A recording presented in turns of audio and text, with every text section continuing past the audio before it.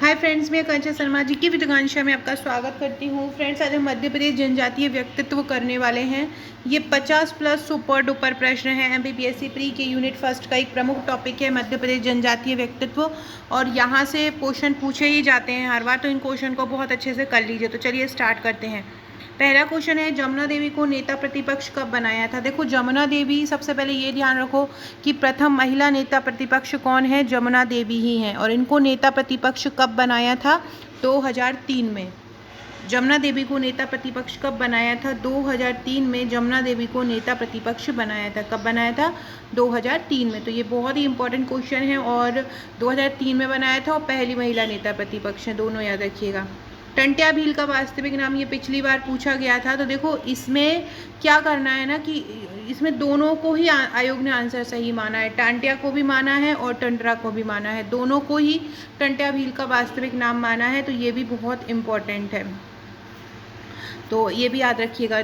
जनजातीय व्यक्तित्व में ये क्वेश्चन भी बहुत ज़्यादा इम्पोर्टेंट हो जाता है। अगला क्वेश्चन है, बादल भोई का संबंध किस जिले से है।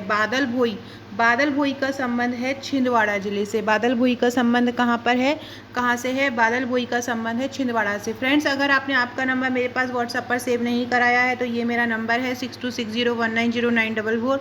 यहाँ पे आप लोग मुझे व्हाट्सएप करके हाई करके अपना नाम करके और सेव इट करके भेज दीजिए, आपका नंबर सेव हो जाएगा। स्टेटस के थ्रू भी आपको बहुत सारे क्वेश्चन याद होते रहेंगे। इसके साथ ही डिस्क्रिप्शन बॉक्स से WhatsApp group, Telegram group, Facebook, Twitter से जुड़ जाइएगा। अगला क्वेश्चन है, हबीबगंज रेलवे स्टेशन का नाम किस जनजातीय व्यक्तित्व के नाम पर रख दिया गया है। तो हबीबगंज रेलवे स्टेशन का नाम रख दिया है रानी कमलापति के नाम पे। अब हबीबगंज रेलवे स्टेशन को क्या बोला जाता है, हबीबगंज रेलवे स्टेशन को बोला जाता है रानी कमलापति।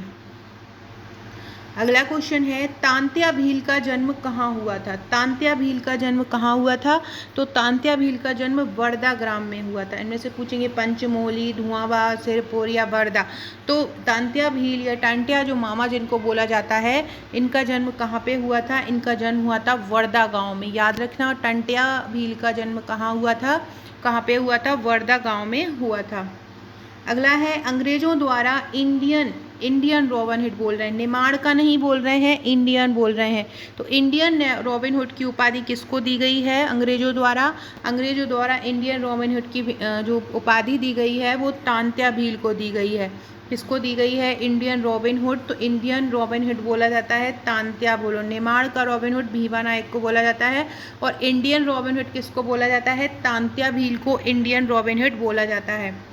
अगला है, टांट्या भील को फांसी कब दी गई थी। टांट्या भील को फांसी कब दी गई, 4 दिसंबर 1889 को। 4 दिसंबर याद रखना और 1889 याद रखना। टांट्या भील को फांसी कब दी गई थी, 4 दिसंबर 1889 को टांट्या भील को फांसी दी गई थी। कब दी गई थी, 4 दिसंबर 1889 को।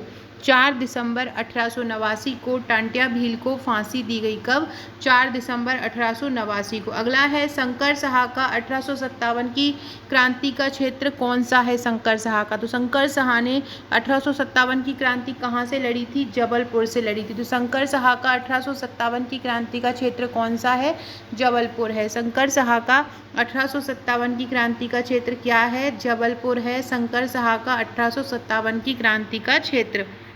अगला क्वेश्चन है, बिरसा गोंड किस स्वतंत्रता आंदोलन से संबंधित थे। बिरसा गोंड थे भारत छोड़ो आंदोलन से। बिरसा गोंड भी एक जनजातीय व्यक्तित्व हैं, और इनका संबंध किससे है, तो बिरसा गोंड का संबंध है भारत छोड़ो आंदोलन से। किससे है बिरसा गोंड का संबंध, तो बिरसा गोंड है भारत छोड़ो आंदोलन से संबंधित।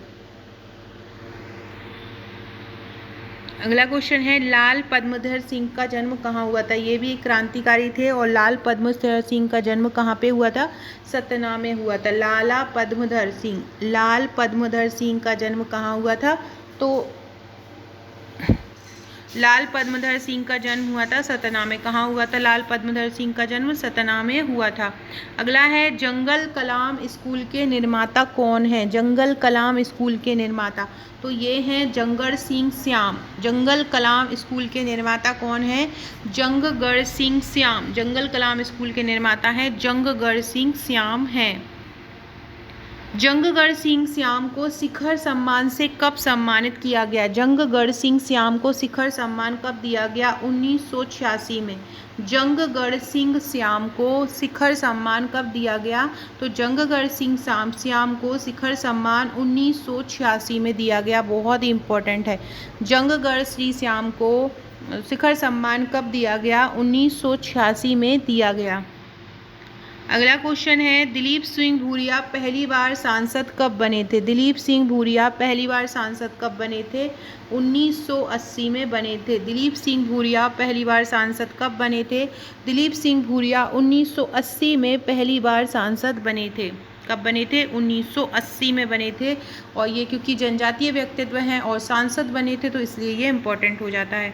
मध्य प्रदेश के किस पूर्व मुख्यमंत्री राजा नरेश चंद्र जो थे, मध्य प्रदेश के पूर्व मुख्यमंत्री थे राजा नरेश चंद्र, वो किस रियासत से संबंधित थे? वो सारंगढ़ रियासत से संबंधित थे। मध्य प्रदेश के पूर्व मुख्यमंत्री राजा नरेश चंद्र किससे संबंधित थे? सारंगढ़ रियासत से। टुरिया जंगल सत्याग्रह का नेतृत्व किसने किया था? टुरिया जंगल साह का नेतृत्व किया था गंजन सिंह कोरकू ने। 1930 में ये सत्याग्रह हुआ था। मध्य प्रदेश में बुआ जी के नाम से कौन प्रसिद्ध हैं? तो मध्य प्रदेश में बुआ जी के नाम से जमुना देवी प्रसिद्ध हैं। नेता प्रतिपक्ष जो थी 2013 में 3 में जो बनी थी, उन्हीं को ही जो है बुआ जी के नाम से जाना जाता था। किसको ना जाना जाता था बुआ जी के नाम से? तो किसको जाना जाता था? जमुना देवी को जाना जाता था। अगला है, बिरसा गोंड का आंदोलन क्षेत्र कहाँ था? बिरसा गोंड का आंदोलन क्षेत्र था घोड़ा डोंगरी। कौन सा था? घोड़ा डोंगरी था जो बिरसा गोंड थे उनका आंदोलन क्षेत्र। अगला है, निमाड़ का रॉबिन हुड किसे कहा जाता है? देखो, इंडियन रॉबिन हुड तो टंट्या भील को कहा जाता है और निमाड़ का रॉबिन हुड बोला जाता है भीमा नायक को। ये बहुत इंपॉर्टेंट है। किसको बोला जाता है? भीमा नायक को। मध्य प्रदेश के किस क्षेत्र में भीमा नायक ने 1857 ईस्वी की क्रांति में का नेतृत्व किया? तो भीमा नायक ने सेंधवा से किया। भीमा नायक ने कहाँ से किया? सेंधवा से 1857 की क्रांति का नेतृत्व किया। अगला है, अम्बा पानी युद्ध किस किस के बीच हुआ था? अम्बा पानी युद्ध भीमा नायक और अंग्रेजों के बीच हुआ था। अम्बा पानी युद्ध किसके बीच हुआ था? भीमा नायक और अंग्रेजों के बीच। भीमा नायक का स्मारक कहाँ पर बना हुआ है? भीमा नायक का स्मारक बना है धुआंवा बावड़ी ग्राम में। भीमा नायक का जो स्मारक है वो कहाँ बना है? धुआंवा बावड़ी गांव में बना है। 1876 में इनकी मृत्यु हुई थी और इनका स्मारक कहाँ बना है? धुआंवा बावड़ी ग्राम में बनाया है। भीमा नायक को फांसी कब दी गई थी? भीमा नायक को फांसी दी गई 29 दिसंबर 1876 को। 29 दिसंबर 1876 को दी गई। खाज्या नायक का जन्म कहाँ हुआ? खाज्या नायक का जन्म हुआ था सांगली गांव में। खाज्या नायक का जन्म कहाँ हुआ था? खाज्या नायक का जन्म हुआ था सांगली गांव में हुआ था। कहाँ? सांगली गांव में। फ्रेंड्स, अगर आपने मुझे अभी तक इंस्टा पर फॉलो नहीं किया है तो इंस्टा पर भी मुझे फॉलो कर लीजिएगा। मेरी इंस्टा आईडी है आकांक्षा 1957 और इंस्टा पर मुझे फॉलो करके मैसेज कीजिएगा। MPPSC प्री का ये करीब मेरा 60वां वीडियो होगा। इसके पहले के नहीं देखे हैं तो देख लीजिए। बहुत ही शानदार, अति महत्वपूर्ण प्रश्न है। रात को मध्य प्रदेश की नदियों से संबंधित बहुत ही शानदार वीडियो लेके आऊँगी। खाज्या नायक का जन्म कहाँ हुआ था? सांगली गाँव में हुआ था। खाज्या नायक अंग्रेजों की किस पलटन में चौकीदार थे? तो खाज्या नायक जो थे भील पलटन में चौकीदार थे और इनका जन्म कहाँ हुआ था? खाज्या नायक का सांगली गांव में हुआ था। याद रखिएगा, खाज्या कहाँ पे? खाज्या सांगली गांव में हुआ था। अंग्रेजों की किस पलटन में चौकीदार थे? भील पलटन में। खाज्या नायक कब शहीद हुए थे? खाज्या नायक कब शहीद हुए थे? 11 अप्रैल 1858 को।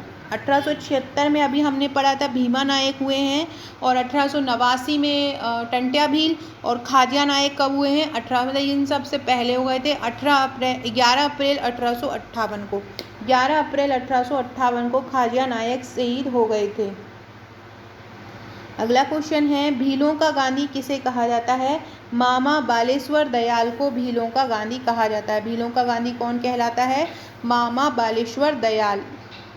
अगला है, भीमा नायक का जन्म इनमें से कहाँ पे हुआ था?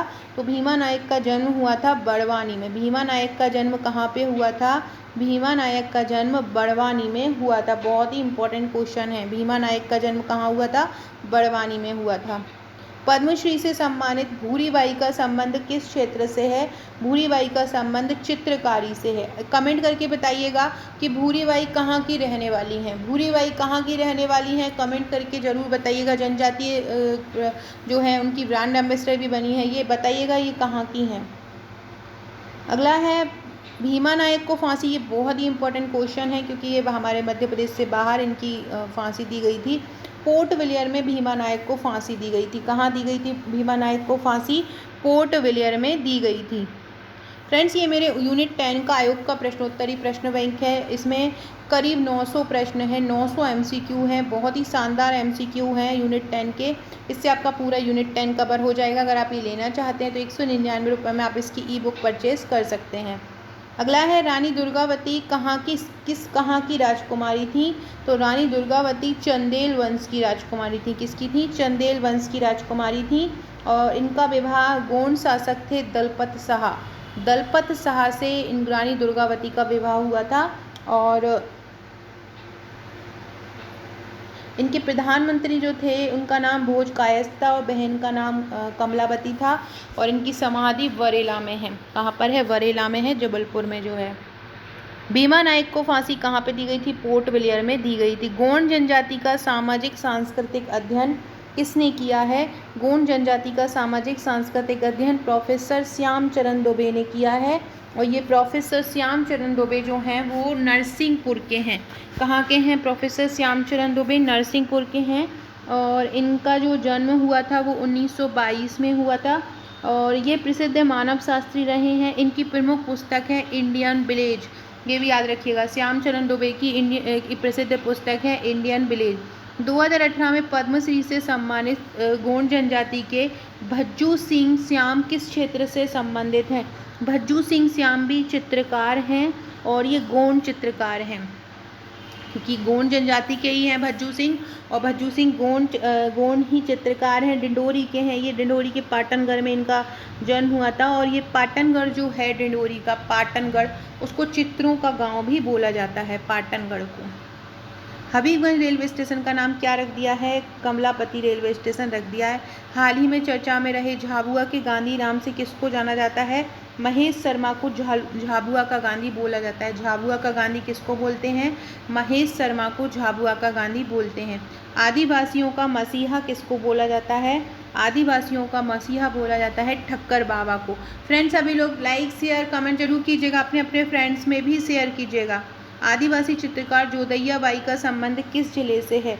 जोधैया बाई आदिवासी चित्रकार हैं और इनका संबंध है उमरिया जिले से। जोधैया बाई का संबंध कहाँ का है, कहाँ से है? उमरिया से है। ये आदिवासी चित्रकार। इंदौर जिले का जो पाताल पानी रेलवे स्टेशन है उसका नाम बदलकर क्या कर दिया है? उसका नाम बदल के टंट्या मामा रेलवे स्टेशन कर दिया है। पाताल पानी का नाम बदलकर क्या कर दिया है? टंट्या रेलवे स्टेशन कर दिया है। टंट्या मामा रेलवे स्टेशन। गोंड जनजाति के मुसु ओझा किस जिले से संबंधित हैं? गोंड जनजाति के जो मनसू ओझा हैं, ये मनसू हैं, मनसू ओझा किस जिले से हैं? तो ये बैतूल के घोड़ा डोंगरी से संबंधित हैं मनसू ओझा। अगला है रैनोबाई मुड्डेबाई और देवोबाई का संबंध किस जिले से है? तो ये सिवनी जिले से संबंधित हैं रैनोबाई, मुड्डेबाई और देवोबाई।